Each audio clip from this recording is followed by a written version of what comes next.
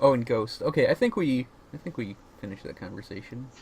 We're done with ghosts. They aren't real. Done with Ghosts. They aren't real, unlike the world of Dune, which is real. Yes. It's history. Ghost Hunters was only an okay, quote unquote, reality, quote unquote, show.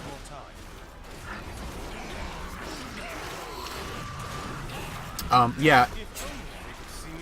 What really ticks me off about Ghost Hunters is they wouldn't release the damn tapes for Yeah. people to analyze. So it's like, okay, you had these quote unquote ghosts and ghostly experiences.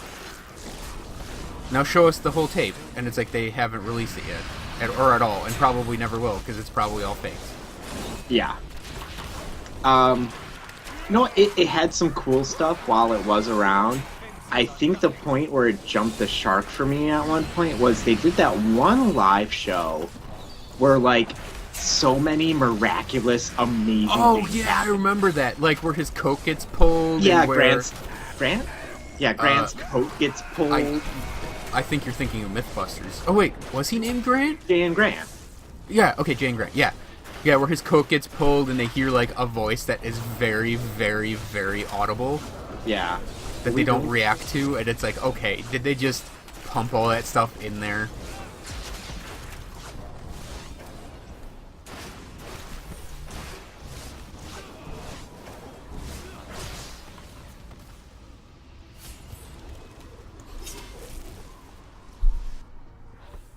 Yeah. It's funny because we kind of moved right after that, I feel like. Mm-hmm. And then when we moved back, or actually, I think it was when we visited for Christmas, I saw a quick little snippet of an episode, and it was horribly bad. Like, it was the exact same thing as that live show, but worse. Because the thing about a show like that is they have to up the ante every time, because it's Yeah. reality TV. And if they 'Cause aren't they getting used- quote-unquote ghosts, it's like they have to go more extreme with it.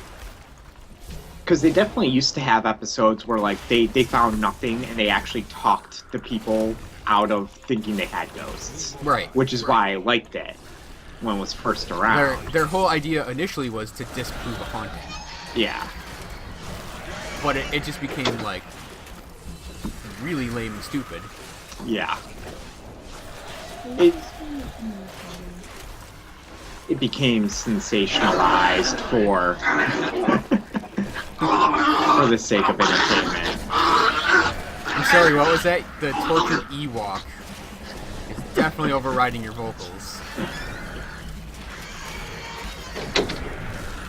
It became sensationalized for entertainment. Yeah, it definitely did.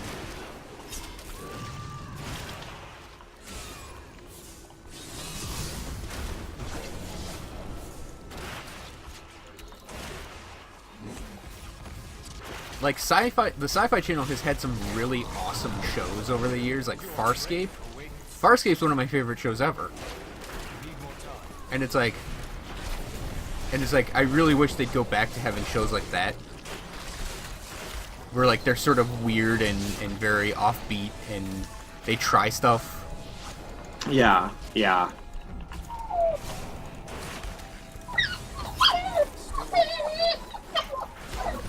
Oh, that was a rubber banding. Oh no, a Waller! My enemy! He's taking away your freedom. Well, Peacock, y'all let me fly!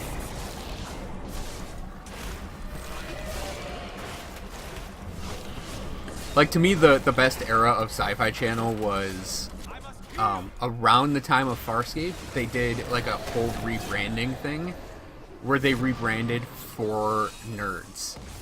Not like more recently where they rebranded into SYFY. For LOL, oh my god, I'm so nerdy. Yeah.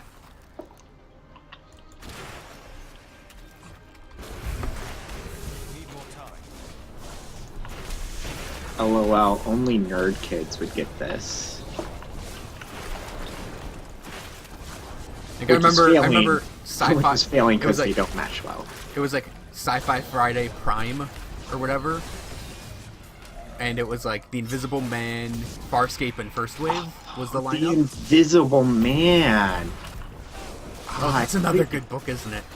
I haven't read the book, but I forgot.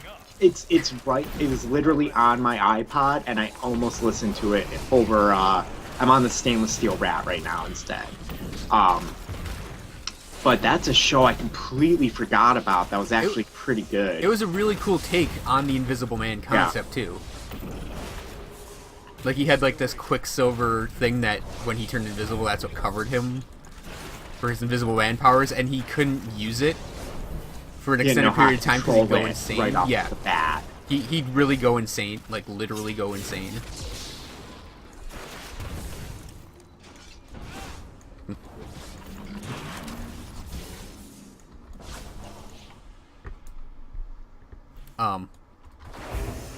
Yeah, that's another, like, H.G. Wells, oh, for fuck's sake, you're too good at this book. Yeah.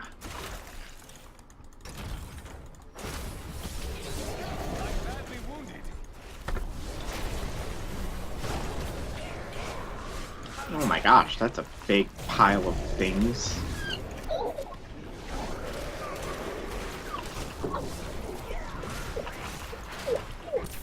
And First Wave, for what it was, wasn't bad. Oh. I don't remember First Wave. I don't think I actually watched it, really. It had an interesting concept, and it's about like the first wave of aliens that land on the planet. Aliens are planning to invade, and they're going to invade in 3 waves. The first wave is they basically occupy human suits, and they're trying to infiltrate as much of humanity as possible and learn about us. So the main character is one of, I think it's like 120 or 110 or something archetypes of humans, and his is the only archetype of humanity that has beaten all of like the trials and tests and all of whatevers that the aliens have set up, and he escapes from them and he goes into hiding. He's trying to, you know, uncover and beat the first wave and stop them. So he basically ends up like foiling all the alien plots because he's this special archetype of human, more or less. And it had, ouch, god damn it. Damn it, you died. Can't fight things on my own. I got completely surrounded by guys, so it's like it matters. God, speed piling on. This isn't what I want for the Rift Guardian. Wait, where'd you go? Where'd you go, Crusader King? I think he charged at me. He did.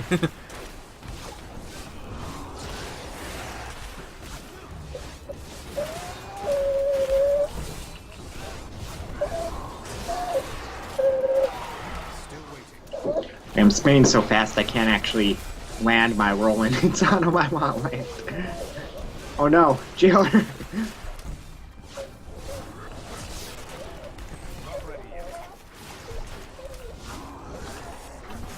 There we go. That was a good one. Yep. But it was almost X-Files-y in the way it was presented, but because they go to a new place every week where some weird thing is happening. And find out it's the aliens. Yeah. Who knew? Well, all my gems are now down to 30%.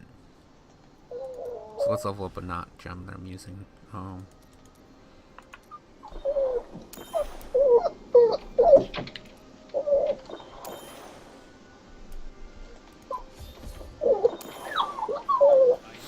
Yeah, the other thing Sci-Fi Channel did at that point was every day was a different marathon. I don't know if they still do this or not. Where they'd have like the rights to an old show and they'd marathon it all day.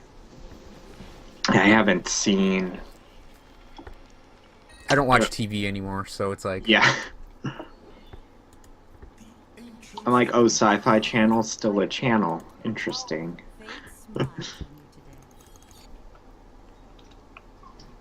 There was a show I really wish kept going on Sci-Fi Channel called, it was like Sciography? Or something like that, where it was going to be once a month, like on the first of the month, they would do a like biography show almost, Oh, but for a science fiction thing. neat. But they did 2 episodes. I remember distinctly: Quantum Leap and Battlestar Galactica, the original one. And the 3rd episode, and this is why I really want to I really hope they release it, was Babylon 5. One of my favorite TV shows of all time. And it never got released. Like, that's when the entire show stopped. And I was like, oh man, I really wanted to watch that. You know, because it was like 1999 or 2000 or whatever, and I was way into Babylon 5 at that point. But here's what's interesting. Nerd. Oh, sorry. Here's what's interesting. From season 1 to season 2, the main character, played by Michael O'Hare, he left the show, and Bruce Boxleitner came in. Yeah, Sinclair left the show. Bruce Boxleitner came in and played, Captain Sheridan. So people were really confused as to what was happening there, and J. Michael Straczynski always said that he wrote himself into a corner with the character, so he decided to switch things. And that's never really been a satisfactory answer to, like, why did he leave the show. So what happened is, when Michael O'Hare died, he died, like, a couple years ago. It was pretty sad, because actually a lot of actors on that show have died very young, and there's almost a B5 curse. But, it was revealed very recently that Michael O'Hare was suffering from schizophrenia at the time. Oh. And it would have delayed the show by months or even years if he had stayed on for treatment. And he knew he would not be able to act properly, and he knew it would degrade his performance. I imagine being on B5 would not be good for a schizophrenic. Yeah,